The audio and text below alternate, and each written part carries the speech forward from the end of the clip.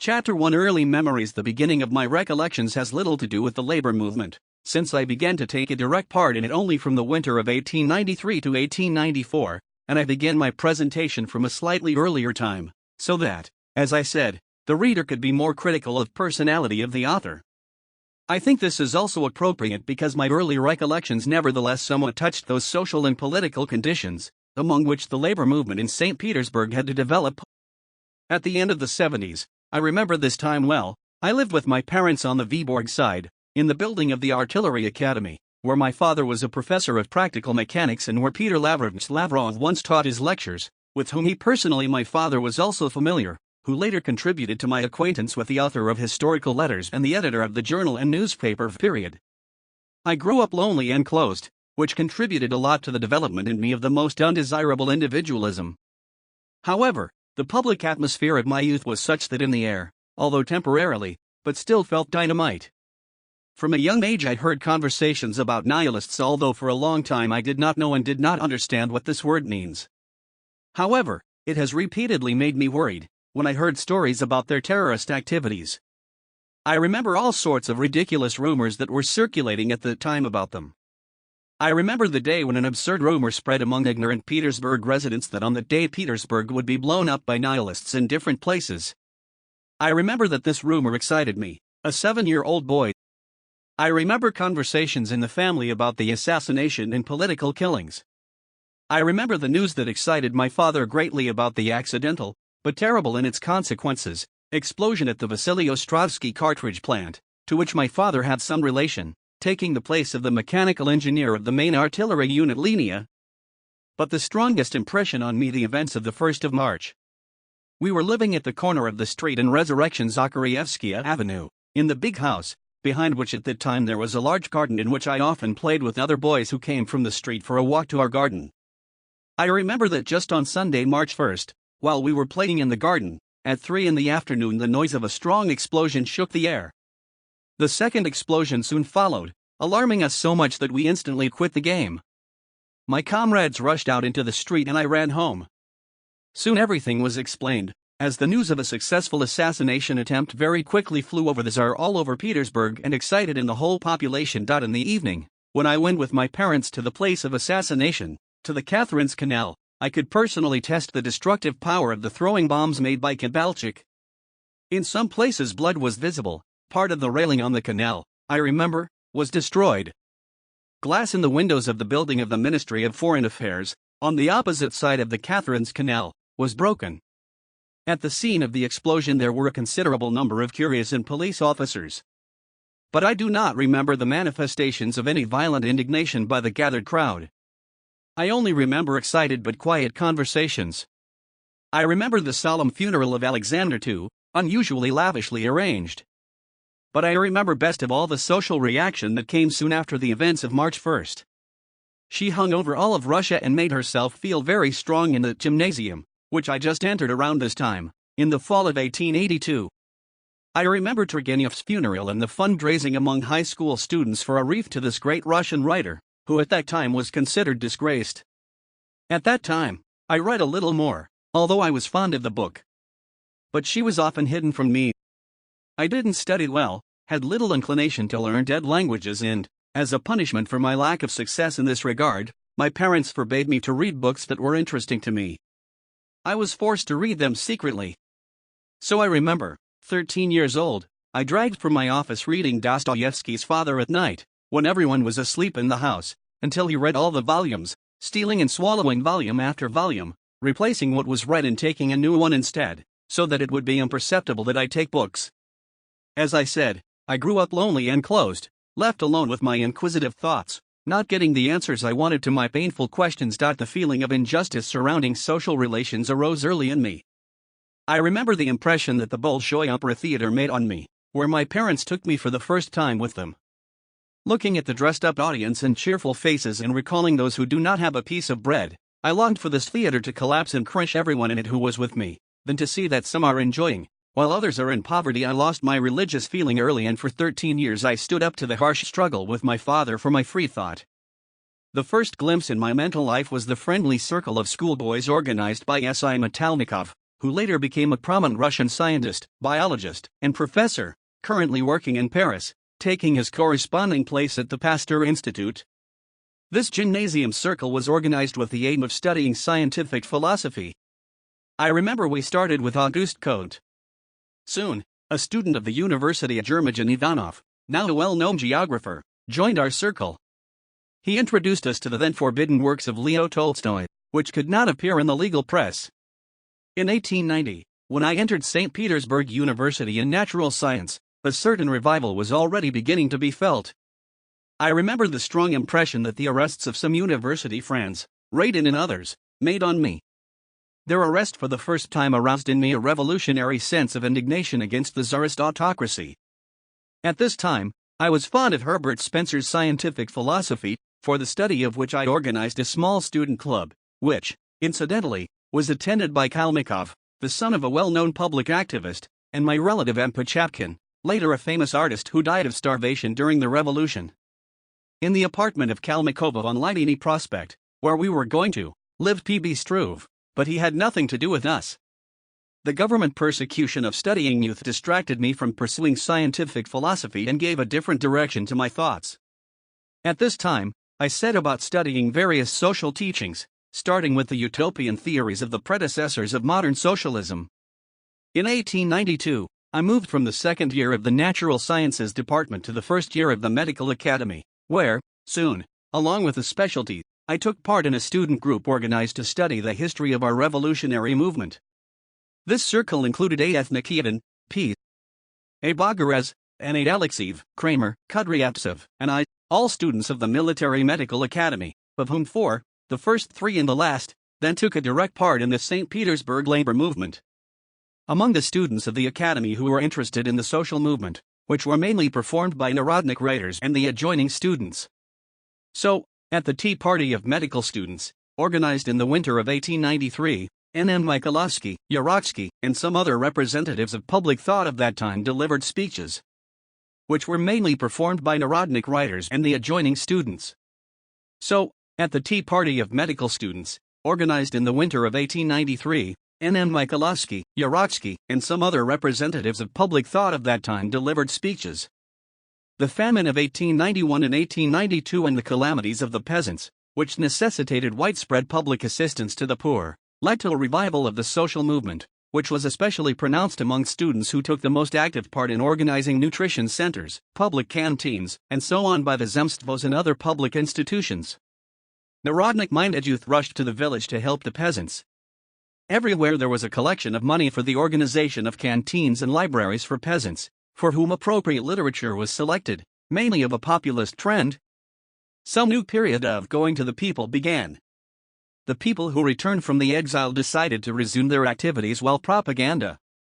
The group of people organized around M.S. Alexandrov, M. Alminsky. She established a printing house, issued her letters to the starving peasants, and began to publish her flying leaf.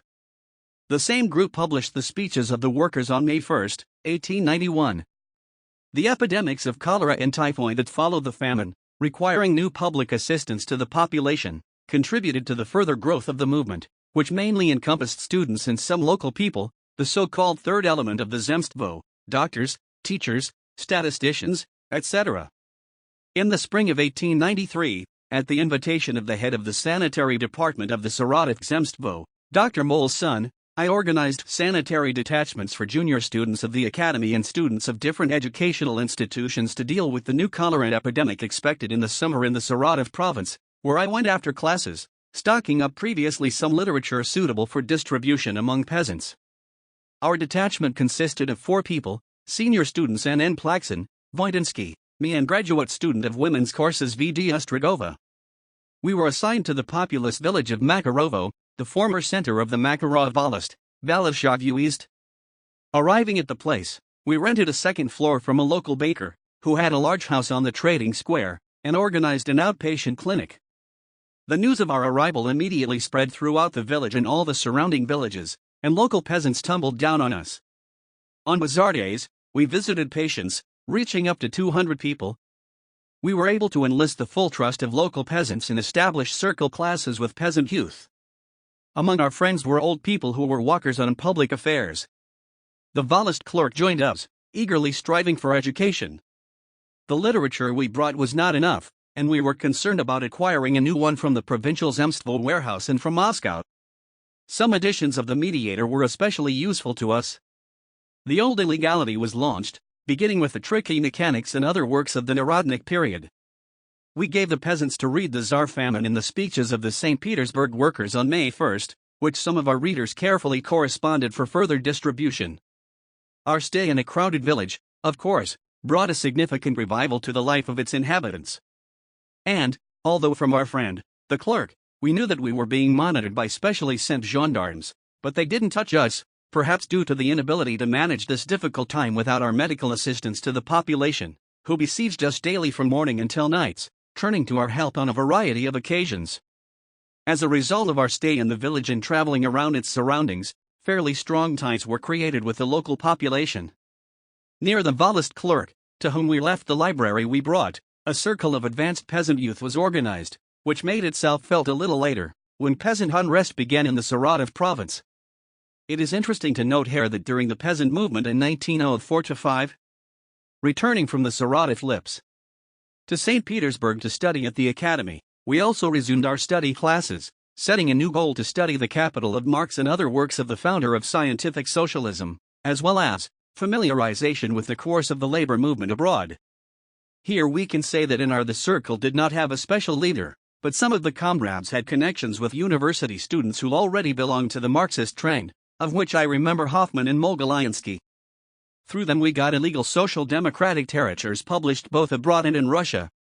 I remember that at the time we had in our hands the Communist Manifesto, The Position of the Working Class in England by Friedrich Engels, his From Utopia to Science, The Origin of the Family, Property, and the State, in German, Ludwig Feuerbach, 2 volumes of Capital and some other works of Marx, known as Social Democrat, published by the group Liberation of Labor, Our Differences Plekhanov, as well as works Lassalle. Other works of the then legal and illegal press came to us. We also had populist literature, starting with some popularist editions and ending with the works of V. Vorontsov, Kablitz, Nikolai Owen and a friend. We studied Marx's Capital and social democratic literature, hoping to make acquaintances and relations with workers, which we did not succeed for a long time.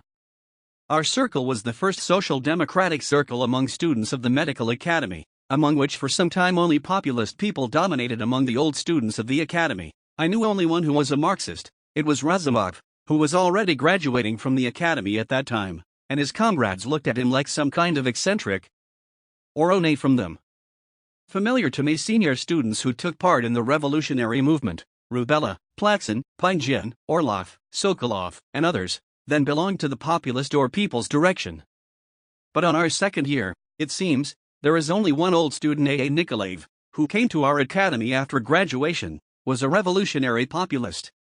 The other, who came to us at the end of Kazan University and immediately entered our circle, A. Kramer, has not yet decided. A. Nikolaev did not belong to our circle and was very dismissive of us for our fascination with Marxism and disrespect for Mikhailovsky, whose enthusiastic follower he was.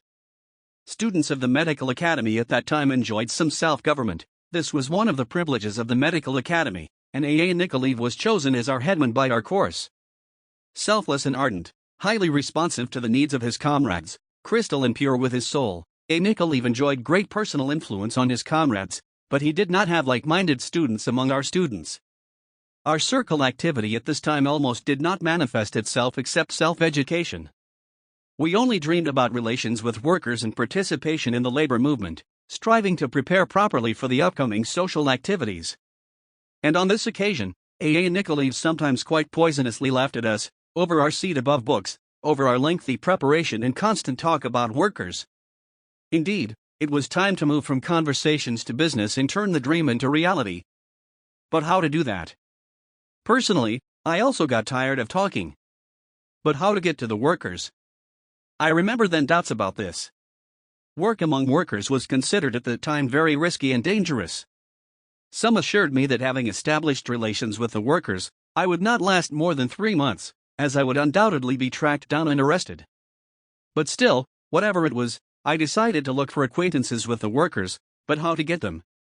I didn't have any friends of the Social Democrats who would have a connection with the workers, and I didn't want to contact the volunteers, Although one of my comrades in the academy, the third-year student Mikhail Sushchinsky, had repeatedly spoken to me about working among workers with whom he had connections adjacent to the populist group MS Alexandrov. Sushchinsky lived in the same apartment with Biletsky and a member of our circle Kramer. Visiting Kramer, I met Sushchinsky. Often I saw him in a suit of a laborer or a joiner. He looked the most unintelligent, and when I met him dressed up on the street, it was impossible to distinguish him from the simplest, unskilled, gray worker.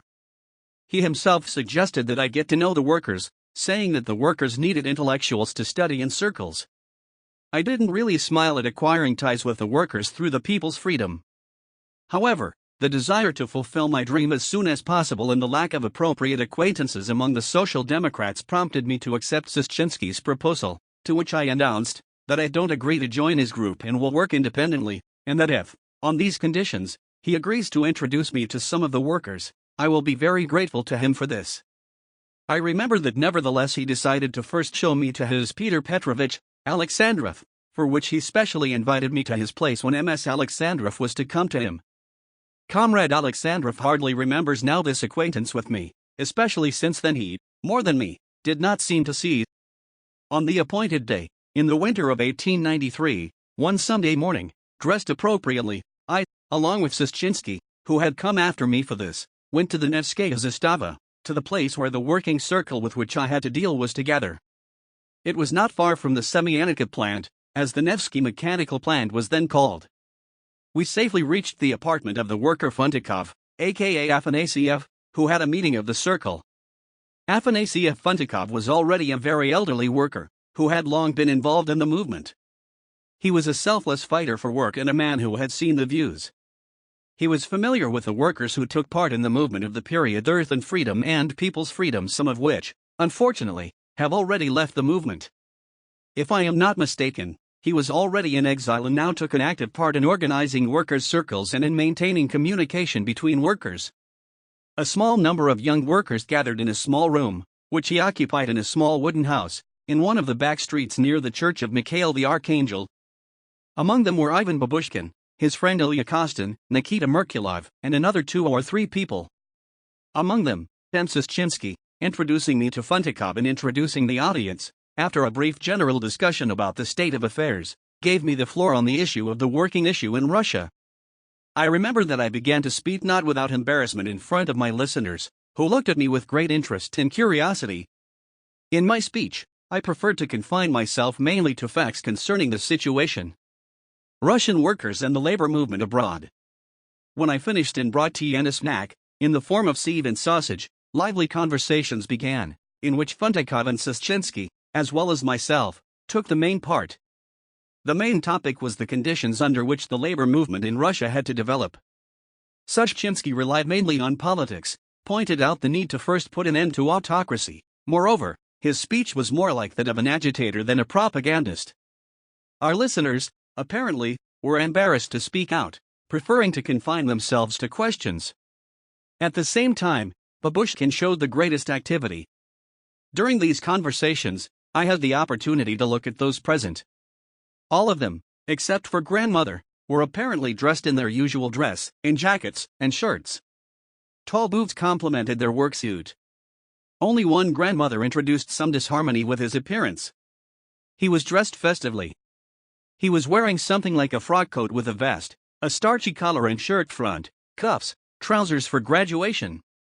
The hair on his head was carefully combed, and his hands, compared with those of his comrades, were spotlessly clean. I remember that this appearance of him made an initially unfavorable impression on me, which was completely wrong.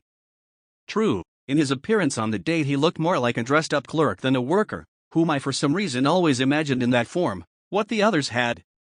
At the time I still did not understand the worker's completely natural and understandable desire to raise not only the mental, but also the cultural level of his life, his legitimate desire, even on a public holiday, to forget about the grey atmosphere of his usual working life and dress as good as possible.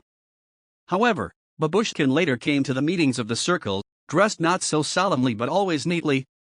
In general, my first impression of meeting the workers was the most favorable and deeply cut into my memory. The most powerful impression was made on me by Funtikov and his extremely restrained manner of speaking. As I said, He was already a very elderly worker, belonging to the previous generation. Tall, with a big dark beard, with a somewhat stern expression on his face, with lively eyes, but with a calm look, he gave the impression of a strong and quite balanced person who had seen a lot in his life and was used to everything to be critical and, if possible, calmly. He looked patronizingly at those present, as at his glorious children gathered under his wing. Yes, that was actually so. After all, he gathered this workers' circle, the most suitable, in his opinion, young workers, of whom almost all worked in the same factory as Fundikov. But he, wishing to find the intellectual necessary for the group classes, turned to Sushchinsky for this purpose, who proposed me for classes with this group. He looked patronizingly at those present, as at his glorious children gathered under his wing.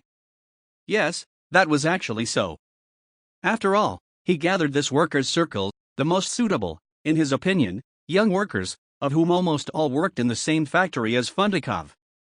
But he, wishing to find the intellectual necessary for the group classes, turned to Sushchinsky for this purpose, who proposed me for classes with this group. He looked patronizingly at those present, as at his glorious children gathered under his wing. Yes, that was actually so. After all, he gathered this workers' circle, the most suitable, in his opinion, young workers, of whom almost all worked in the same factory as Fundikov. But he, wishing to find the intellectual necessary for the group classes, turned to Sushchinsky for this purpose, who proposed me for classes with this group. We are still the first time a little overdoing it. In particular, I must have overdone it my desire to inform the workers as much data as possible. At least Fundikov, accompanying us and exchanging impressions about my first experience with a circle, told me, well, you gave them more than enough food, they will understand what they talked about for a long time. Come help them. I promised, as far as I remember, to come next Sunday.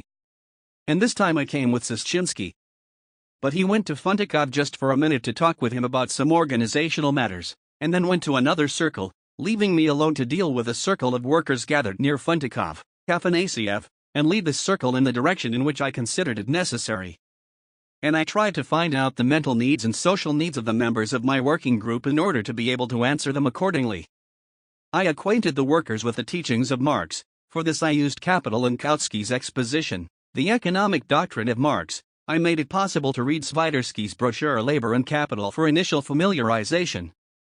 I also introduced my circle to the history of the labor movement abroad and the history of Russian. I used the Book of Thumb in the brochures of Plekhanov and Khrushchevsky for this purpose. I constantly pointed out the conditions of modern economic development that contribute to the development of the labor movement in various countries, and Gadfly thought that the emancipation of the workers must be the work of the workers themselves, that they have no choice but to self-liberation, that our activity should be reduced to preparing elements suitable for the creation of a future workers' party. I popularized the idea of the working class of LaSalle, and I remember well what a strong impression this idea made on my listeners. I introduced them to the situation of Russian workers in other localities and industries, using the reports of factory inspectors and the excellent book by E. Demeny Factory, what she gives to the population and what she takes from him. As a result, I became very close with the workers who made up my working circle, who came to me with all sorts of questions concerning not only their public but also their personal lives. I spent a lot of pleasant minutes with them, sometimes coming to them not even for classes, but simply in order to have a good free time. I decided to establish a stronger connection in the work environment. I dreamed of getting a job as a doctor in the work area, with the goal of social activity in the work environment. At this time, I sought to directly get acquainted with the life of the workers and their needs, in order to be more useful to them in the future. I continued to participate in our student-friendly circle, but classes in it and the ongoing conversations about workers no longer satisfied me. And I did not dare to open to my comrades about the ties I had made with the workers, since he was afraid of failure in the event of any imprudence on their part. This was, of course, great selfishness. But at that time, it was necessary to conduct classes with the workers with such surveillance that the slightest carelessness could ruin the matter. Indeed, at that time, for most intellectuals, the period of classes with workers was usually very short, but I wanted to extend it as long as possible. And for this reason, I preferred for now to remain silent and act like a loner. Remembering at present about this aspiration of mine, even now I cannot fully explain it. Maybe it also affected my individualism and the desire to leave my social environment, which at the time burdened me with many negative sides and pushed me into a completely different environment. Of course, great selfishness. But at that time, it was necessary to conduct classes with the workers with such surveillance that the slightest carelessness could ruin the matter. Indeed, at that time, for most intellectuals, the period of classes with workers was usually very short, but I wanted to extend it as long as possible. And for this reason, I preferred for now to remain silent and act like a loner. Remembering at present about this aspiration of mine, even now I cannot fully explain it. Maybe it also affected my individualism and the desire to leave my social environment, which at the time burdened me with many negative sides and pushed me into a completely different environment. Of course, great selfishness.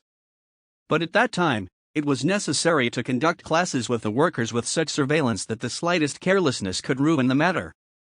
Indeed, at that time, for most intellectuals, the period of classes with workers was usually very short, but I wanted to extend it as long as possible. And for this reason, I preferred for now to remain silent and act like a loner. Remembering at present about this aspiration of mine, even now I cannot fully explain it. Maybe it also affected my individualism and the desire to leave my social environment, which at the time burdened me with many negative sides and pushed me into a completely different environment. At this time, for most intellectuals, the period of classes with workers was usually very short, but I wanted to extend it as long as possible. And for this reason, I preferred for now to remain silent and act like a loner. Remembering at present about this aspiration of mine, even now I cannot fully explain it. Maybe it also affected my individualism and the desire to leave my social environment, which at the time burdened me with many negative sides and pushed me into a completely different environment. At this time, for most intellectuals, the period of classes with workers was usually very short, but I wanted to extend it as long as possible. And for this reason, I preferred for now to remain silent and act like a loner. Remembering at present about this aspiration of mine, even now I cannot fully explain it. Maybe it also affected my individualism and the desire to leave my social environment, which at the time burdened me with many negative sides and pushed me into a completely different environment. I still cannot fully explain it. Maybe it also affected my individualism and the desire to leave my social environment, which at the time burdened me with many negative sides and pushed me into a completely different environment. I still cannot fully explain it. Maybe it also affected my individualism and the desire to leave my social environment, which at the time burdened me with many negative sides and pushed me into a completely different environment.